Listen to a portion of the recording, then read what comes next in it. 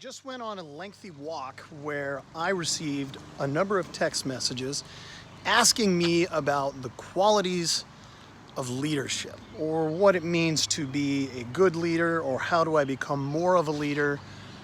And it was interesting to me that most people's opinion of leadership is telling other people when they're wrong.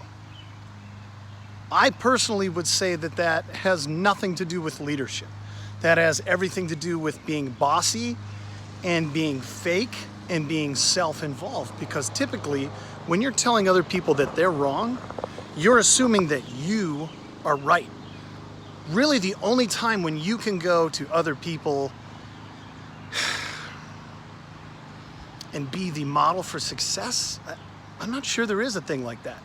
One thing that people are watching right now is The Last Dance. It's all about Michael Jordan, and my wife's boss mentioned to her that Steve Kerr said that playing with Michael Jordan felt like you were playing for Michael Jordan, and playing with Tim Duncan felt like you were playing with Tim Duncan.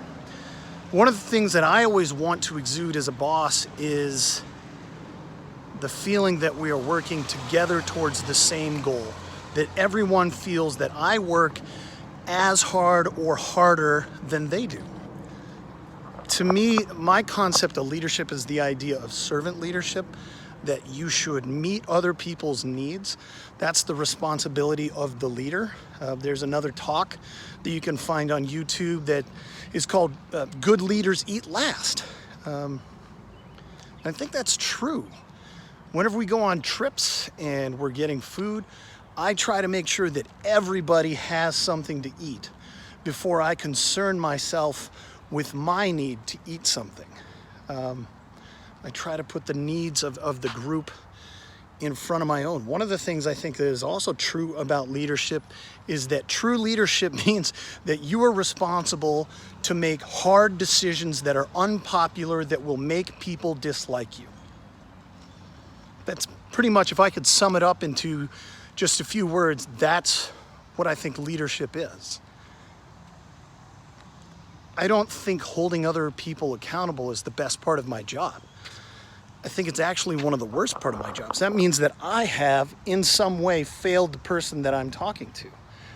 And we create good group dynamics by, number one, clearly defining what the mission is. With my group or my organization, we always talk about what we're trying to do this year. Then we talk about how are we going to do that? How are we going to know that we've succeeded?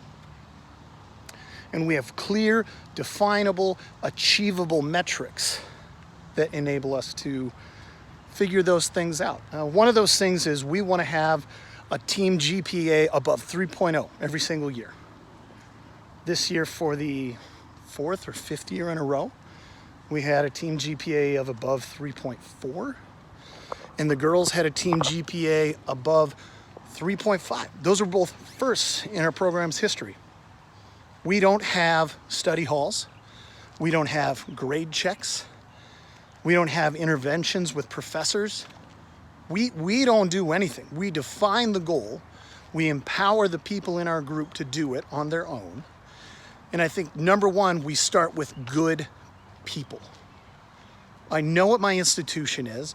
I know how difficult it is, so I start with people who already have intrinsic signs that they are going to be successful. I think in your organization, if you can go out and you can look for people that are like-minded, that's the number one step towards success. Because then the conversations about what the expectations are easy. So in the same way, if we're talking about athletic achievement, if I start with people who are already great, who already have excellent work ethic, it doesn't take a lot for me to explain what the next level of excellence requires. So just some thoughts about leadership. Closing, being a leader means meeting the needs of the group. I think you need to identify the needs of the group before you can be a true leader. Telling other people that they're wrong is not leadership. Often it's hypocrisy, because there's no one who is truly perfect. If you're truly perfect, you probably have greater things that you can do in your life. Talk to you guys next time.